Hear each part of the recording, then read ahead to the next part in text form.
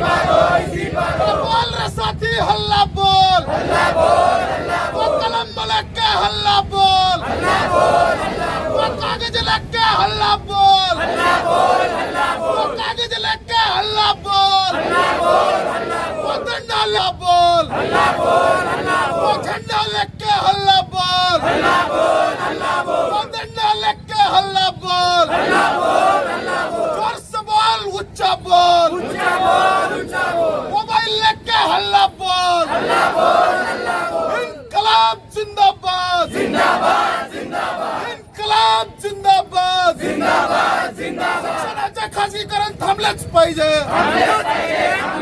शिक्षणाचे खासगीकरण थांबलेच पाहिजे, शिक्षणाचे खासगीकरण थांबलेच पाहिजे, एमपीएससीची परीक्षा ऑफलाईन झालीच पाहिजे, एमपीएससीची परीक्षा ऑफलाईन झालीच पाहिजे.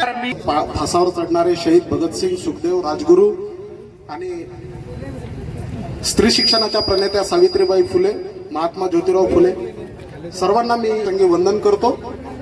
दोस्तो हो, आज जे हे आंदोलन आपलं आहे काकृत जनता पार्टीचं आंदोलन, गोविंदानं सांगितलं की या देशाचे मुख्य न्यायाधीश, सरन्यायाधीश यांनी या देशातल्या युवकांना कॉक्रोच संबोधून युवकांची थट्टा केलेली आहे आणि त्या थट्ट्याला उत्तर देण्याकरिता जे नागपूरच्या विचारांवर चालणारं या देशातलं सरकार आहे त्याचा विरोध करण्याकरिता आपण आज रस्त्यावर उतरलेलो आहे.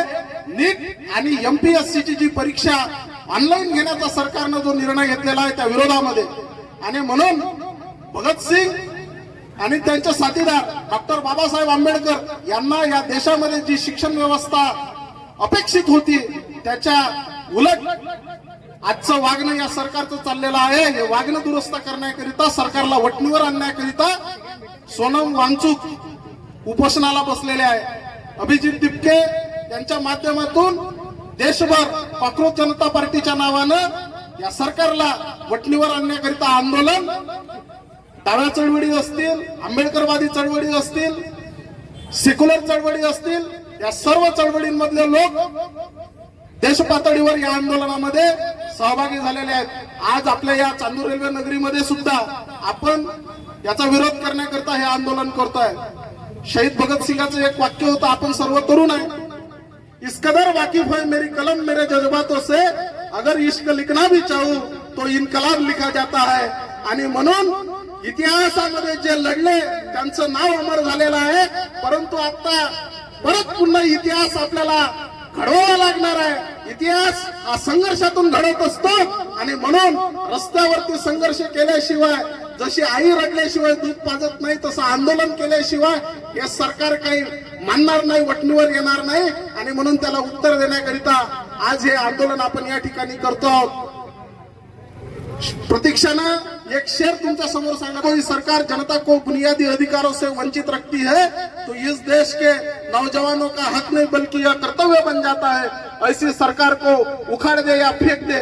म्हणून आपण शिक्षण काय फक्त अधिकारी होण्यासाठी, आपलं घर मजल्यावर मजले चढवण्यासाठी, आपल्याला गाडी घेण्यासाठी याच्यासाठी शिकवत नसतो, तर हा समाज दुरुस्त करण्यासाठी आपण हे शिक्षण घेत असतो.